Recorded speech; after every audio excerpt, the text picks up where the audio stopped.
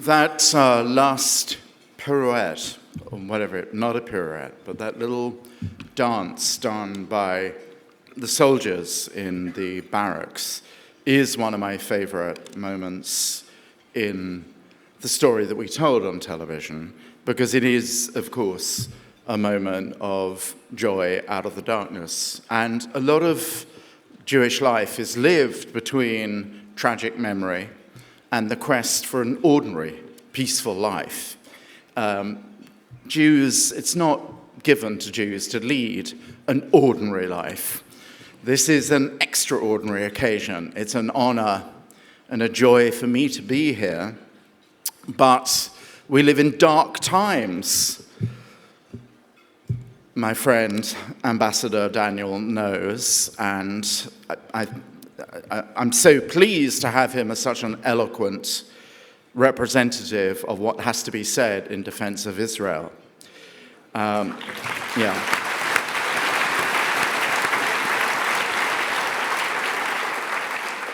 Are you up for being cloned by any chance, Daniel? That would be a mitzvah. Chaverim, chaverot, rabbanim, it is a pleasure, it is an honor, but as I say, we live in rather dark times. When I began the story of the Jews, both writing Volume 1 and starting to make the film, the purpose was, of course, to tell the story and to refresh our own memories there can never be enough refreshing of the memory of the great epic that is Jewish endurance and achievement, but also to reach a non-Jewish audience. And this we did. We managed to get an audience of 3 million people. We know there are only 400,000 of us in this country. And the same was true in the United States as well. We had a huge audience. And I went around the country with the book and the series, and there were large audiences again, prepared to listen and be educated about what it has meant to be a Jew over the last 3 millennium or so. Except occasionally there was at one particular occasion, what my friend Stephen Pollard, you hear Stephen, the editor of the Jewish Chronicle, refers to as Jews. And the Jews are not friends of Israel. They make a point of criticizing Israel, however radically crucial the act of self-defense becomes. And inevitably they got up after my talk and always begin their criticism by saying, as a Jew, which is why we call them as Jews, to which one wants to say, when were you last in shul, as a Jew? But the Jews always claim that Israel is some sort of violation of the Jewish tradition, a prejudice born out of guilt and very often ignorance. However, notwithstanding a warmth and hospitality of audience that greeted the series and the book, nonetheless, here we all are, not only strengthening in each other's company our joy and our belief in Israel, but also having to do the work of explaining to the non-Jews all over again. And we have to do it, chaverim, chaverot. We have to support Israel, but another way, it was so heartening to hear about the educational program that Bill Benjamin so excitingly and eloquently described. But we have to do this outside our own tent as well, or we really are in trouble. We have to find ways of doing this. It has fallen to Jews over the centuries to do this. To Josephus, when he was faced with the nose-holding prejudices of Romans, hatred of Jews did not begin with Christianity. And above all, since we're here in this great city, it put in mind of Manasseh ben Israel 366 years ago. who failed to secure from Oliver Cromwell and the Protectorate Parliament the explicit endorsement of the readmission of Jews, but did get a kind of, as you all know, a kind of blind eye acceptance that Jews might be able to live once again in England. Manasseh ben Israel wrote one of the most extraordinarily moving defenses and explanations of what it means to be Jewish, the Vindiciae Judiorum, and it's been translated into English, don't panic.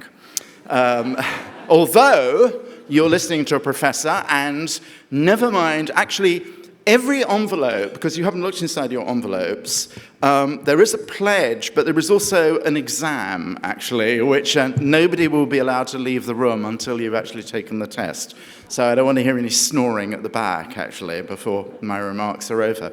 The Vindiciae Judiorum is an extraordinary work, and what one wants to do is, you know, there was a wonderful little segment, did any of you hear it this morning, on the, just after 9 o'clock, it was a discussion about education, and they went into a school, I'm not sure where in England, to test whether or not the education provided to the children were skills-based or fact-based or both, as if that was a mutual alternative. And what the kids were doing, they were 13-year-olds, was actually discussing a single entry in the diary of Anne Frank, but the word Jew was not mentioned at any time. What we have in the way of Holocaust education in the non-Jewish community is very often drive-through Anne Frank. It needs to be better than that, or token reproduction of horrific photographs from Auschwitz. Non-Jews need to be part of the excitement and inspiration that it is when you read the poetry of Yehuda Halevi or of Bialik.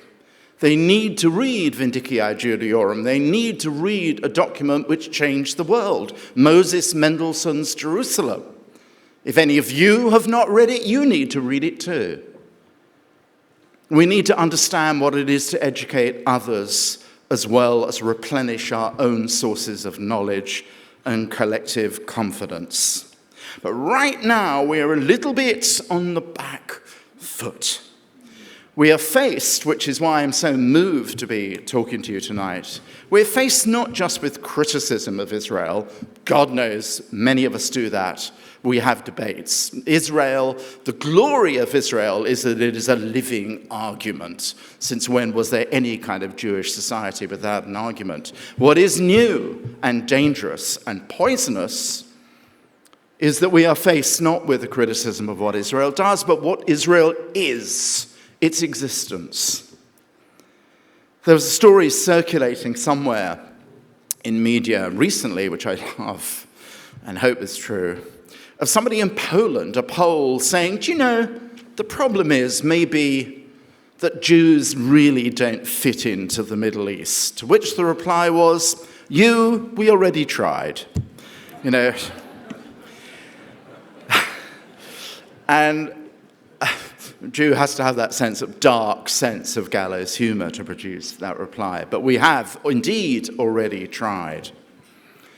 And what is extraordinary about the profundity of the ignorance that could generate the boycott campaign, the sense of collective guilt, the desperate acts of abject, semi-comical, feeble cowardice of the removal of food from supermarket shelves, and all the rest of the squalid comedy of anti-Semitic hatred, is ignorance, is the failure to understand where Israel came from. And the biggest stupidity of all, it was Babel who described anti-Semitism as the socialism of fools. The biggest stupidity of all, my friends, is the notion that Israel causes anti-Semitism.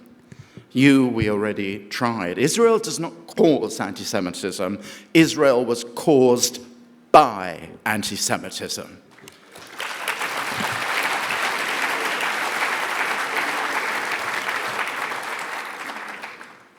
This the world needs to be reminded of. We are not the killers of children. We grieve when the blood of innocent children spilt because rockets are set underneath or beside schools.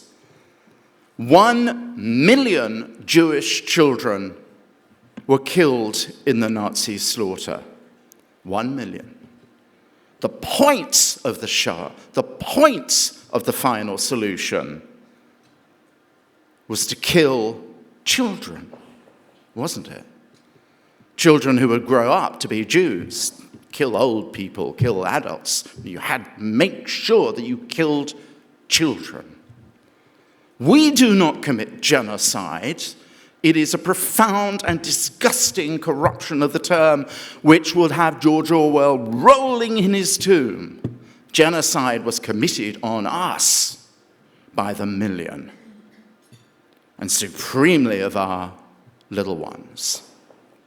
This has to be said. As I said in the last program, just after that sequence of the Holocaust, which, by the way, actually was a joy to do, to just lighten the tone a tiny bit, because we did it in Israel. It was a collaborative effort. It was really a lovely moment.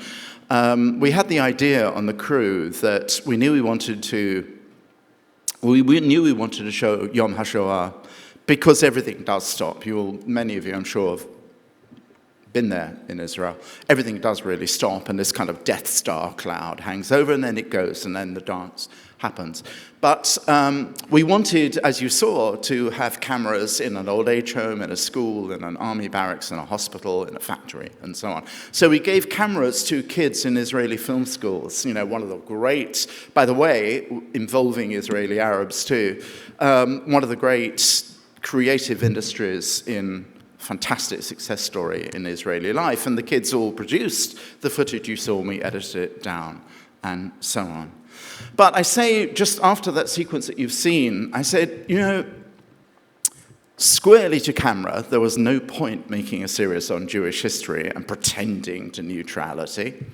And as you know, those of you who've seen it, not everything I have to say is completely uncritical of Israeli current policy. That's my view. But I say at that point, it was not just what the Nazis did to us that makes the moral case for Israel. It's what everybody else failed to do. It's when the gates were shut. And it was an absolutely extraordinary moment. I was thinking about that this evening, and thinking about one of my heroes, Martin Buber. And Buber, some of you may know, got into this extraordinary conversation by letter with none other than Mahatma Gandhi in 1938, 1939. And they admired each other as two people engaged in the spiritual life, but on the rock face of politics as well. And Gandhi wrote Buber an absolutely extraordinary letter, and he also made a speech, basically, I haven't got the quote here, yes, repudiating Jewish claims to constitute a national community, repudiating Zionism, and saying what he did since, we're talking about the period immediately after Kristallnacht, at the very end of 1938. And Gandhi's solution for this was satyagraha, what the peaceful civil disobedience, as had been the case with his own movement in the Raj in British India, successfully, eventually. And Buber endeavored to point out that the British were one thing, and they may have had their tough and bristling and hairy moments of repression, but Hitler and the Nazis, they were not. And Gandhi came back and said, if the Jewish mind could be prepared for voluntary suffering, even the massacre, because Buber said, you're living in la-la land, daydreams. There's no such thing as civil disobedience in the Third Reich. But Gandhi said, well, then such a massacre as might happen might be turned into a day of thanksgiving. To the true God, to those who believe in the true God, death has no terror. And Buber then was at pains, without being violently hostile to someone he admired, to say, this is basically a shanta, this is basically a scandal, you should even think of this. This we have tried already. We've had enough involuntary suffering. and from the absolute moral imperative of having a place we could go to, Israel was born. And the only regret in this room we all have and will have on Yom HaShoah, whether in Europe or in Israel, is that there could not have been a Jewish state 10 years earlier and saved many, many millions of more. It was not in our power at that time to do this. So here we are. We need not to, when we leave this place, when we go to our workplaces, when we encourage our children in the university, when they are on the rough end of the barracking of student unions, our children in schools who maybe attract hideously brutal attention for wearing a kippah or a yarmulke, or even just because they are Jewish, we need to do a chazak ve'ematz job. We need not to run away from this. I know the situation in this country, it could be worse. It could be France. In France, the list of anti-Semitic statements to which respondents were invited to agree or disagree, which began with, do the Jews have too much power? 37% of French people answering the question said yes. It was just colossal and catastrophic response. We're not in that position now. And we're British. Our default moment is understatement. This is not a time for understatement. This is a time for eloquent courage and education in any way we can bring it to the schools and in the wider school, or else the hatred will grow. They will think Israel is a colonial implant. What do those who think Israel is a colonial implant know of the Safed Kabbalists in the 16th century? They think we left when the temple was destroyed, and then all grew beards and started to wear tzitzis and shaitels and turned into Ashkenazim and Hasidism, and then there was a colonial imperialist plot. Bear in mind the anniversary of the Balfour Declaration is coming up quite soon, everybody. For this, for sure, we all need to be ready, and we all need to be courageous, and we all need to be staunch, loyal, loving friends of Israel. We can criticize Israeli policy. It is incumbent, in fact, on being a good Zionist. You remember that moment in the series when I simply looked at the camera and said, I am a Zionist. In effect, what are you going to do about it? How could you not be a Zionist in Herzl's Vienna? Not because of Dreyfus, but because the mayor of your own city is a horrific anti-Semite. And the viper's nest was already starting to rattle and shake with the energy of loathing. How could you not be a Zionist? We need to reclaim the word Zionist as if it's a word to be ashamed of. It is not a word to be ashamed of.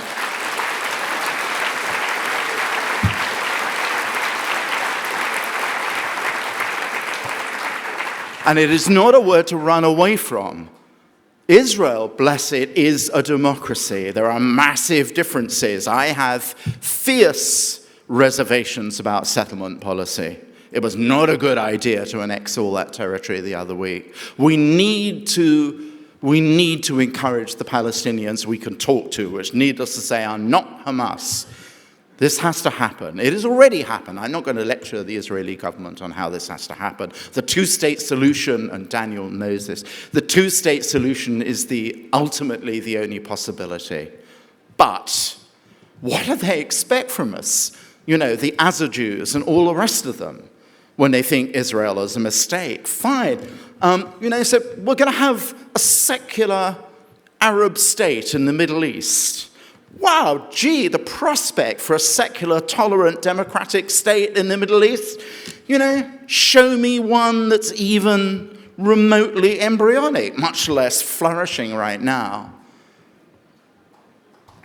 We're in a moment of torture and tyranny and hatred. Israel did not cause a bloody civil war between the Shia and the Sunni that has cost nearly 200,000 lives. Israel did not bring ISIS into existence. Qatar and Saudi Arabia actually had a lot to do with it.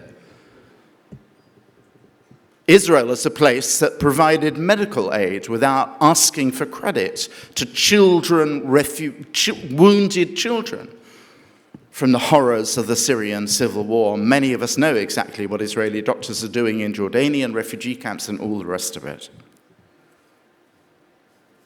This is a moment then when we can make our emotional connection with each other, with that which we cherish, and promise our loyalty to each other and to our loved ones in Israel and to our beloved state as well. And take that confidence, that strength out of these doors into London, into the wider world. Here is something Martin Buber said back to Mahatma Gandhi.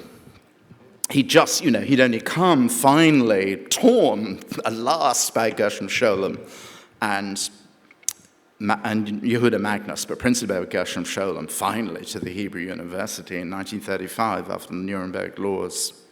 And Martin Buber, of course, wanted, bless him, a binational state, if only. But his heart was deeply in the right place. But here is what he said about the relationship between Haaretz, between Israel and the Galut, and I can't better it. He tried to tell Gandhi, as we must tell others, this: the diaspora dispersion is bearable. Here we are all here, aren't we? It can even be purposeful if somewhere there is ingathering, a growing home center, a piece of earth wherein one is in the midst of an ingathering and not in dispersion, and from whence the spirit of ingathering may work its way out to all the places of the Galut, the diaspora. When there is this, there is also a striving common life, the life of a community which dares to live today because it hopes it will live tomorrow. Israel will live tomorrow, and countless tomorrows after it, with your help, with our love, and with our strong confidence. Am Yisrael Chai indeed. Ladies and gentlemen, Professor Simon Schama.